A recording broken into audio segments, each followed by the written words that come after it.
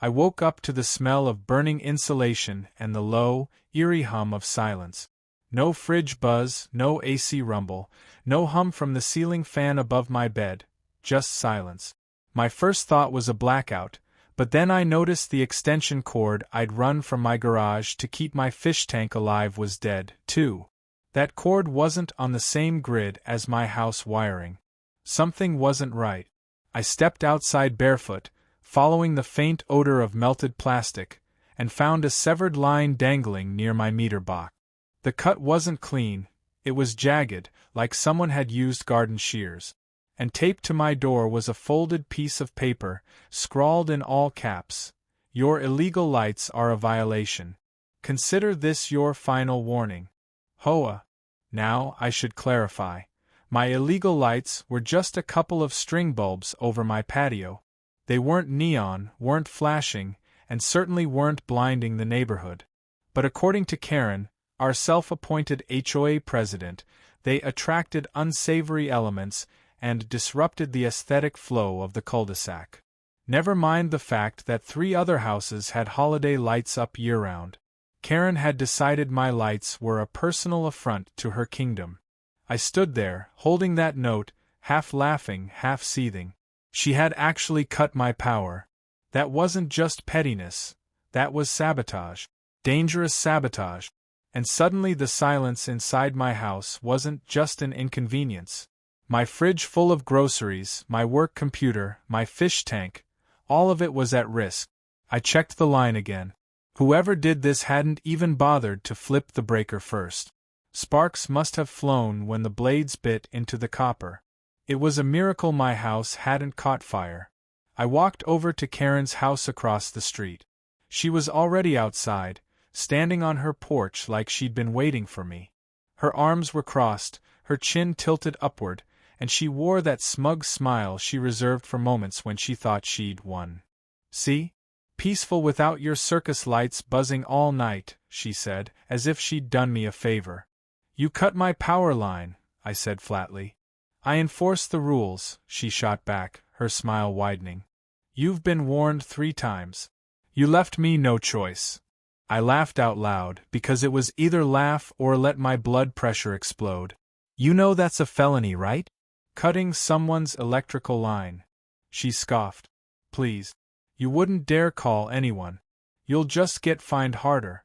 Besides, the HOA backs me." That was the moment I knew exactly how I'd play this. Not by screaming. Not by threatening. By being patient. By being clever. If Karen wanted a war, I'd give her one, but on my terms. I went back inside, grabbed my phone, and called the power company first. They confirmed what I already suspected. Tampering with utility lines was not just an HOA issue, it was criminal. Then I called an electrician, who came out, shook his head at the mangled mess, and took a dozen photos. When I asked if he could note on the invoice that the damage appeared deliberate, he didn't even hesitate. "Oh, this was no accident. Somebody cut this with a blade. I'll write it up." Perfect. That night, Karen must have thought she'd crushed my spirit. My house was dark, but my generator kept the essentials alive. And from the glow of my laptop, I typed up a police report. I attached photos of the damage, the threatening note, and the electrician's statement. The next morning, 2 officers knocked on Karen's door. I watched from my window as she stepped out in her floral robe, gesturing dramatically with her hands, her voice carrying across the cul-de-sac. She pointed at my house, then at the sky, then stomped her slipper like a child denied candy. The officers just kept jotting note. Eventually, one of them peeled the note off my door and bagged it as evidence. Karen strutted over to me afterward, red-faced and fuming. "Really? You called the cops? Over a little cord?" I smiled, sipping my coffee. "No, Karen. Over a felony. But don't worry. It's not just the cops. My lawyer will love this." Her jaw actually dropped. And that was the hook. The real fun hadn't even started yet. When the officers finally drove away, Karen lingered in her yard like she expected applause for her performance. Her robe was flapping in the breeze, her hair looked like it had lost a fight with a curling iron, and she kept pacing back and forth as if she were waiting for me to step outside and argue. I didn't. Instead, I closed the blinds, sat down with my coffee, and began drafting an email to my lawyer. See, unlike most of my neighbors, I'd already had run-ins with Karen before. She'd threatened fines for leaving my trash bins out for 30 minutes too long, for parking my truck a few inches over the imaginary line between driveways, and once even for trimming my own hedges because the angle was unsightly. I'd saved every note, every fine slip, and every recorded voicemail. All of it was sitting neatly organized in a folder labeled Karen. Now I finally had a crown jewel to add: criminal sabotage of my power line. By noon, I was sitting across from my lawyer, a guy named Henderson who had the patience of a saint and the smile of someone who genuinely enjoyed watching bullies self-destruct. He scrolled through the photos I'd brought and whistled low. "She actually left you a note admitting it?" he asked. I nodded. He leaned back in his chair and smirked. "Well, that's not just evidence. That's a confession. She practically gift-wrapped it for us." I asked what my options were. He laid it out. Criminal charges would be handled by the police, but I could file a civil lawsuit for damages. Not just for the repair costs but for food lost when my fridge went out, for the generator fuel, even for emotional distress if I wanted to push it. Henderson said, "Honestly, if we play this right, the HOA itself could be liable." She signed that note as HOA, didn't she? That's organizational representation. They'll either have to cover her mistake or cut her loose. That thought lit a fire in me. Karen had always acted untouchable because she claimed the HOA was behind her. But if I tied her actions directly to the organization, suddenly her little kingdom wasn't so secure. I told Henderson to move forward. He grinned, tapped his keyboard and said, "Buckle up. This is going to get messy." The following week, the electricians finished restoring my power. The bill was over $3,000.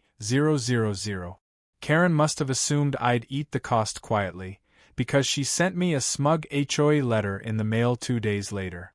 It read, "Per HOA guidelines, any damage resulting from non-compliant fixtures, your illegal lights, is the responsibility of the homeowner.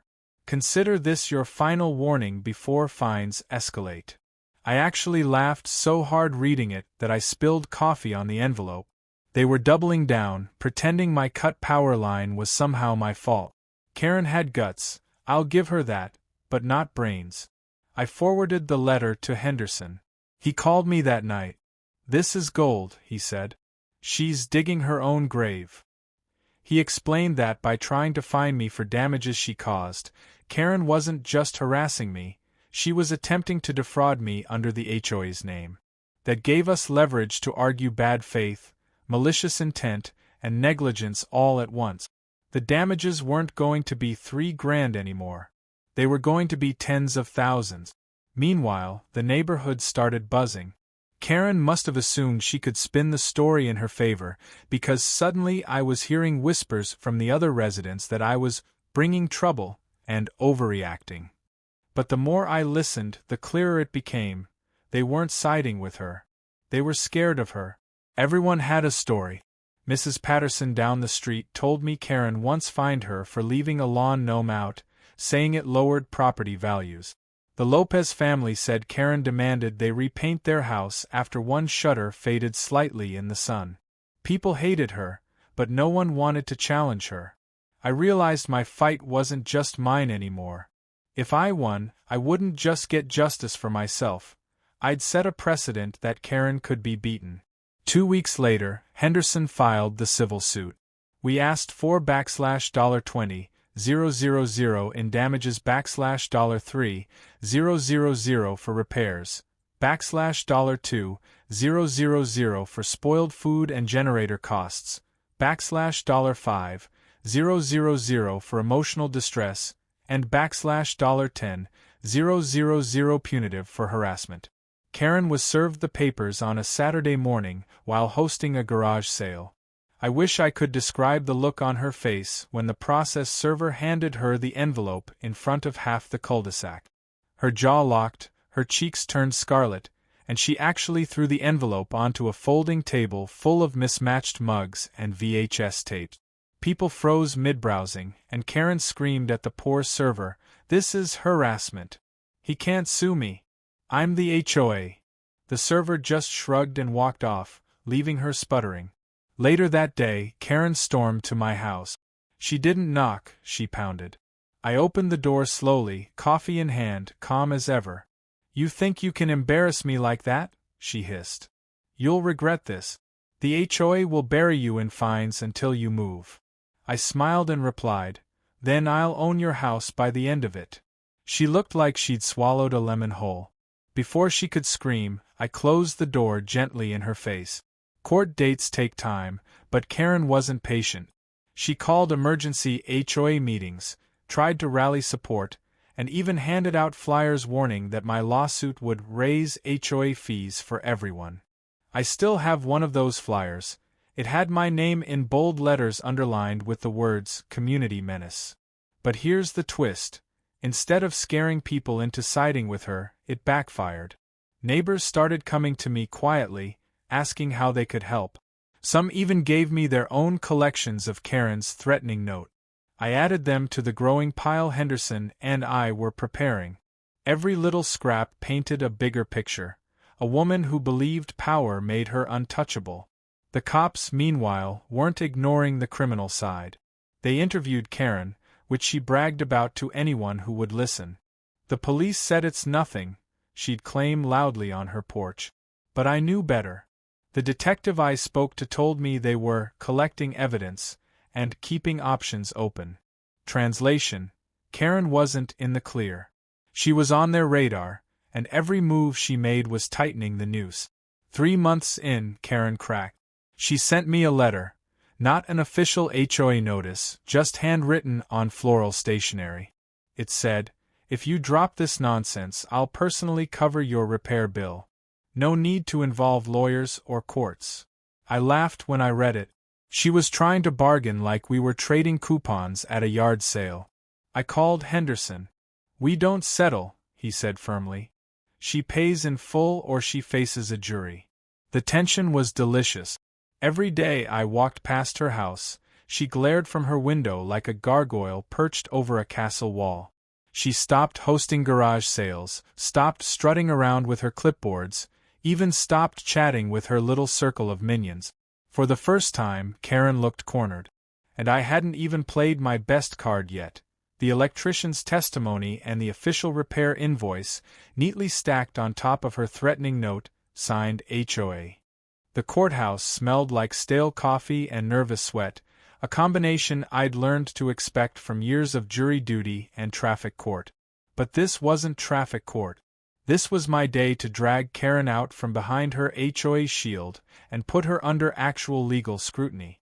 The civil case had been scheduled for months, and by the time the date arrived, the neighborhood was buzzing like a soap opera. Everyone had picked sides, even if they pretended not to. Karen's minions whispered about protecting property values, while others gave me discreet thumbs-ups when Karen wasn't looking. It felt like the entire cul-de-sac was waiting for the climax of a show we'd all been unwillingly cast into. I arrived in a pressed shirt, clean shave, calm as ever. Karen, on the other hand, stormed in 15 minutes late, dragging 2 oversized binders and wearing a blazer that still had the store tags dangling from one sleeve. Her lawyer, a weary-looking man in a cheap suit, followed behind her like a condemned prisoner. He already looked like he regretted taking the case. When the judge called us forward, Henderson leaned over to me and whispered, "Relax. Let her talk. She'll hang herself." I nodded. Henderson had that predator's patience, the kind where you didn't have to bare teeth to be dangerous. He thrived on people like Karen. The louder they got, the weaker their case became. The first blow landed when Henderson presented the electrician's invoice. It spelled out in precise language that the line had been cut by deliberate human action using mechanical shears or cutters. Henderson then slid the threatening note across the table, sealed in a plastic sleeve. Karen immediately objected. "That's fake. He made that," she shouted, her voice echoing off the walls. The judge raised an eyebrow. Ma'am, your handwriting is consistent with other exhibits provided by both parties. Do you deny writing this? Karen's face flushed beet red. Well, yes, but that's not the point. He was violating HOA rules. I was enforcing community standards. The judge stared at her for a long moment before sighing. Ms. Walker, cutting a neighbor's power line is not enforcement. It is vandalism. Possibly reckless endangerment. That was the first crack. The courtroom audience, mostly neighbors who'd shown up out of curiosity, shifted uncomfortably. Henderson pounced. Your Honor, this isn't just vandalism. This was an act performed under the banner of the HOA. She signed her note with those 3 letters.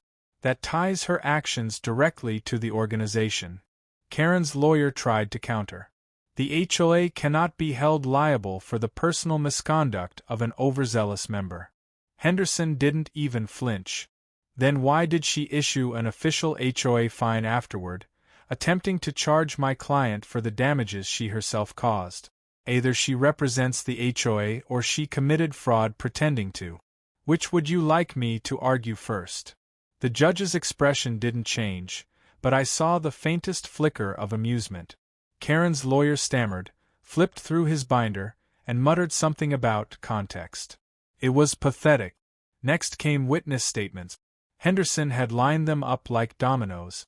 Mrs. Patterson took the stand first, clutching a stack of pink slips Karen had left on her door over the years. She fined me for putting out Halloween decorations a week early. She fined me for having too many grandkids visit at once. I paid them because I didn't want trouble, but, she trailed off, her eyes darting toward Karen. Karen was glaring daggers, but Mrs. Patterson pushed through. But now I realize she never had the right. The Lopez family testified next. Mr. Lopez, calm and steady, explained how Karen had threatened them with eviction for repainting their shutters the wrong shade of beige. She sent us 5 letters in 1 month, he said. We almost moved because of it. Henderson let that hang in the air, then asked, Do you recognize this handwriting? He held up my threatening note. Mr. Lopez nodded. That's hers.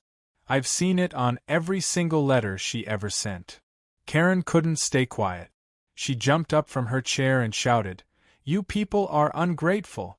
I kept this neighborhood from falling apart. Without me, this place would look like a trailer park. The judge slammed his gavel. Ms. Walker, sit down or I will hold you in contempt. She sat, but her face twisted with rage like she was chewing on glass. By lunchtime, her empire had collapsed in front of the whole room. Henderson presented my spoiled grocery receipts, the generator invoices, and even photos of the extension cords snaking through my house the night the power went out. It wasn't just inconvenience, it was real damage. When Karen's lawyer tried to argue that my illegal patio lights caused the whole situation, Henderson calmly pulled out the HOA bylaws. He'd highlighted the section that explicitly permitted outdoor lighting, so long as it did not flash or blink. The judge skimmed it, then looked at Karen. So his lights were compliant? Karen's lawyer mumbled something about interpretation. The judge shook his head. Interpretation doesn't cover sabotage. It was brutal. Every time Karen tried to defend herself, she dug deeper. When Henderson suggested punitive damages, she laughed, actually laughed, in court. You think you can get money out of me? The HOA will cover everything. Henderson raised an eyebrow. So you admit the HOA sanctioned your behavior? Her laughter died in her throat. She realized too late what she'd just confessed. The judge recessed for the day, but the writing was on the wall. As I walked out, neighbors who had once kept their heads down actually patted me on the back. Mrs. Patterson whispered, "Thank you." Someone finally stood up to her. Even the bailiff smirked at me as I left. Karen, meanwhile, stormed out the side door, her lawyer chasing after her like a parent trying to wrangle a tantrum-throwing child. That evening, my phone buzzed with messages. Neighbors who had never spoken more than a word to me before were suddenly offering to testify, to send documents, to share their stories. It was like floodgates had opened. Karen's rule by intimidation had cracked, and once people saw she could bleed, they piled on. Henderson called me that night. "We don't just have a case," he said, his voice practically humming with satisfaction. "We have a precedent. If we win this, Karen won't just owe you money. She'll lose her grip on the HOA entirely." But Karen wasn't done. The very next morning, she went door to door handing out a new flyer, this one accusing me of endangering the neighborhood with frivolous lawsuits. She even claimed I was trying to bankrupt the HOA so I could buy up properties cheap. I found one of the flyers on my lawn, crumpled and soggy from the sprinklers. She was desperate now, flailing. And desperate people make mistakes. The second court session was scheduled for the following week, and Karen walked in looking like she hadn't slept in days. Her blazer was wrinkled, her makeup smeared, and her binder stuffed with loose papers spilling out like confetti. Henderson leaned toward me and whispered, "She's unraveling. Just wait." The final day of the hearing began with the kind of charged silence you could feel in your teeth. Everyone in that courtroom knew it wasn't just about me and Karen anymore. It was about whether her reign over the neighborhood would end here or whether she'd walk out still clutching the HOA's crown. The judge looked exhausted before he even sat down, like he'd spent the night rereading Karen's tirade from the previous session. Henderson, though, looked calm, the same way a chess player looks when he already knows checkmate is 3 moves away. Karen, by contrast, was unraveling in real time. She wore the same wrinkled blazer from the last session, her hair pinned up in a bun so tight it looked painful. She shuffled through her binder with trembling hands, papers spilling onto the floor. Her lawyer didn't even help her pick them up. He just stared straight ahead like a man who'd already accepted his client was doomed. The judge began with the basics. He reviewed the evidence. The electrician's testimony, the threatening note signed HOA, the official fine letter that attempted to blame me for the damage. Each piece landed like a hammer. Then he moved on to witness testimony, neighbors recounting years of petty harassment, intimidation, and arbitrary fines. Finally, he recapped Karen's own outbursts, her public admissions, her rants about protecting property values, her insistence that she was acting with HOA authority. "Ms. Walker," the judge said at last, peering over his glasses, "you claim your actions were in the interest of community enforcement. Yet you acted unilaterally, with no authorization from your board, and in a manner both reckless and dangerous. Cutting a live electrical line is not enforcement. It is vandalism, bordering on criminal endangerment." Karen shot to her feet. But he was in violation. He flaunted the rules. If I hadn't done something, our neighborhood would look like a junkyard. Her voice cracked halfway through, wobbling between rage and desperation. The judge raised a hand. "Sit down, Ms. Walker. This is not your turn to speak." Her lawyer tugged at her sleeve, trying to calm her, but she shook him off. "You don't understand, Your Honor," she cried, her voice echoing against the wood-paneled walls. "If he wins, no one will respect the HOA again. They'll all stop following the rules." The judge sighed heavily. "Respect is not maintained through sabotage. It is maintained through lawful governance. Something you seem to have forgotten." The ruling came swiftly after that. The judge awarded me the full $20,000 in damages, every penny Henderson had asked for. Repair costs, spoiled food, generator expenses, punitive damages for harassment. The courtroom murmured, neighbors whispering to one another in disbelief. Karen's jaw dropped so far I thought it might unhinge. But the judge wasn't finished. "Furthermore," he continued, "given the evidence of misrepresentation, this court recommends that the HOA board review Ms. Walker's actions and her continued role within the organization. It is clear her behavior has caused significant harm not only to the plaintiff, but to the entire community." Karen's lawyer visibly winced. That line was a death sentence. The judge had essentially invited the board to throw her out if they wanted to save themselves.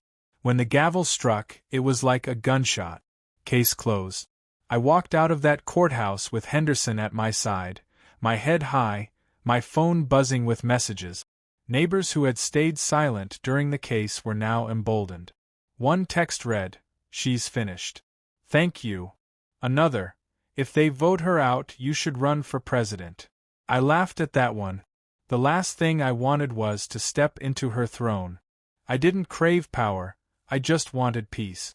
Karen, meanwhile, stormed out the side door again, her lawyer trailing behind her like a man dragging a corpse.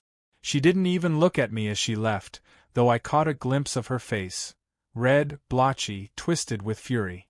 For the first time, she didn't look untouchable. She looked small. The fallout started immediately. That evening, an emergency HOA meeting was called.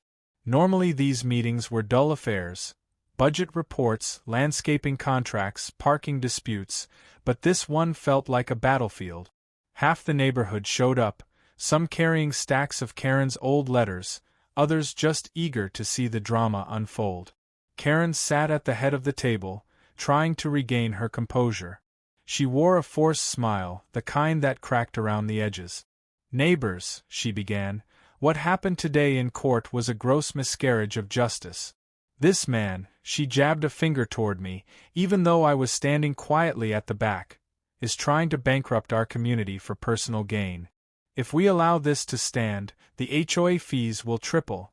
Do you want that?" A murmur rippled through the crowd, but it wasn't the applause she expected. Instead, Mr. Lopez raised his hand. "With respect, Karen, this isn't about fees. You cut his power line. That could have killed someone." Karen's smile faltered.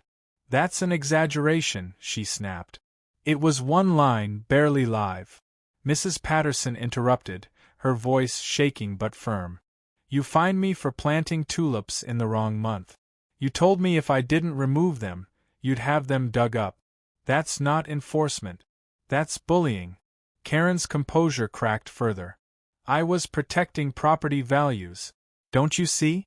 Without me, this place falls apart." That was when the board president, a mild-mannered accountant named Harris who usually avoided conflict, finally spoke up. "Karen," he said slowly, "you don't have the authority to act unilaterally. Cutting power lines, issuing fines without board approval, misrepresenting our organization in court, you've put all of us at risk." Karen looked around desperately, searching for allies. A few of her usual supporters shifted uncomfortably, refusing to meet her eye. Others openly avoided her gaze. For once, she was alone. The board voted that night to remove her as HOA president, effective immediately. The motion passed 5-0. Karen shrieked, actually shrieked, calling it a coup and a betrayal. She accused Harris of conspiring against her, accused me of bribing the board, accused the entire neighborhood of being jealous of her leadership. But her words fell flat. No one cheered. No one defended her. When the meeting ended, she stormed out once again, her footsteps echoing like gunfire on the linoleum. The room erupted in quiet chatter. People laughed nervously, shared stories they'd been too scared to voice before, and for the first time in years, it felt like the community could breathe. Walking home that night, I passed Karen's house. The blinds were drawn tight, the porch light off, the once pristine lawn now littered with the flyers she'd tried to distribute. She'd gone from queen bee to pariah in a single evening. And the best part? I hadn't shouted once. I hadn't stooped to her level. I'd let the system work, and it had crushed her all on its own. But as satisfying as the victory was, I knew Karen wasn't the type to go quietly. She was too stubborn, too entitled, too addicted to control. She might have lost her title, but she wasn't finished. Not yet. And I couldn't shake the feeling she was already plotting her next move. The days after Karen's dethroning were some of the quietest our cul-de-sac had ever seen. No pink slips tucked under doormats, no nasty notes taped to doors, no sudden emergency HOA meetings. For the first time in years, people put out garden decorations without fear, parked their cars where they wanted, and even left trash bins out overnight. It felt like we'd all been living under a storm cloud, and the sun had finally broken through. But deep down, I knew Karen wasn't done. She'd lost her title, her reputation, and $20,000 in one humiliating court ruling. That kind of person doesn't lick their wounds quietly. They plot. And sure enough, a week later, I saw the first sign of her comeback attempt. A massive banner hanging from her porch that read, in bold red letters, "Save our community from corruption." At first, people laughed. Mrs. Patterson shook her head when she walked by. The Lopez kids snapped a picture and posted it online with the caption, "Karen's still Karen." But the banner wasn't the end of it. Karen started handing out flyers again, this time accusing the entire HOA board of treason, claiming they'd been manipulated by me into ousting her. She wrote that I was a danger to the neighborhood, a con artist, even a criminal mastermind. I'll admit, I chuckled at that last one. If drinking coffee on my porch and minding my business makes me a criminal mastermind, I'll take the title. Still, her desperation was dangerous. People like Karen get reckless when their control slips.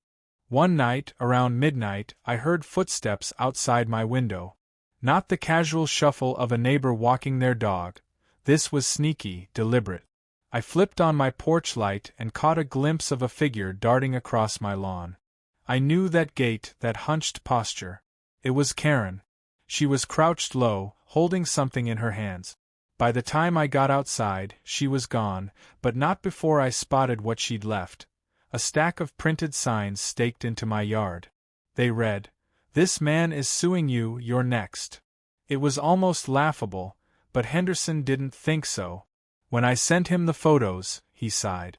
Harassment again. If she keeps this up, we can pursue additional damages. Honestly, she's her own worst enemy. The next morning, the entire neighborhood woke to find similar signs scattered everywhere. On fences, on lawns, even taped to mailboxes. Karen must have spent the whole night sneaking around with her printer paper and a staple gun. It was pathetic, but it also crossed a new line. She wasn't just targeting me anymore. She was trying to turn everyone else into her soldiers. And then came the knock at my door. It was Harris, the new HOA president, flanked by two other board members. They looked uncomfortable, like they were about to deliver bad news. "We're aware of Karen's activities," Harris said carefully. "She's claiming to still represent the HOA, and frankly, it's becoming a liability. We wanted to ask, would you be willing to file a restraining order? Not just for yourself, but on behalf of the board. We think it's the only way to keep her from escalating." I leaned back, considering. A restraining order wasn't just a slap on the wrist. It would be a permanent mark, something she couldn't spin away with flyers and rant. It would also humiliate her even further, stripping away any illusion of authority she still clung to. I smiled. "Yes," I said. "Let's do it." Henderson filed the paperwork that afternoon. Karen must have found out quickly because 2 nights later, she tried her boldest stunt yet. I was woken at 2 a.m. by flashing lights outside my window. Not police lights, spotlights. I stepped onto my porch and saw Karen standing in my driveway with a portable megaphone, screaming about how I was destroying the American dream. She'd dragged 2 of her old minions along, both looking miserable, holding signs that read, "Stop the fraud," and "Save our HOA." I called the actual police. When the officers arrived, Karen launched into her usual tirade about me being a criminal and the board being corrupt. The officers let her rant for a full minute before cutting her off with 4 words that made my night. "Ma'am, you're trespassing. Leave now or you'll be arrested." For once, Karen shut up. She turned beet red, threw her megaphone into the bushes, and stormed off with her 2 reluctant followers trailing behind. The officers gave me a sympathetic nod before driving off. That was the last straw. The judge granted the restraining order 2 weeks later. Karen was legally forbidden from contacting me, stepping onto my property, or claiming to represent the HOA. It was a clean, sharp end to her campaign of harassment. But the true downfall came not from me or the courts, it came from her own mouth. A neighbor caught her on video in the grocery store, screaming at the cashier because the store wouldn't honor an expired coupon. She went full meltdown, shouting, slamming her cart, demanding the manager, the works. Someone uploaded the clip to social media, and within a week, Coupon Karen was trending. It spread like wildfire. Overnight, our Karen wasn't just a neighborhood tyrant, she was an internet meme. Her banner came down the next day. The flyers stopped appearing. Her blinds stayed closed. Occasionally, I'd see her car pulling out of the driveway, but gone was the swagger, the porch posturing, the clipboard inspections.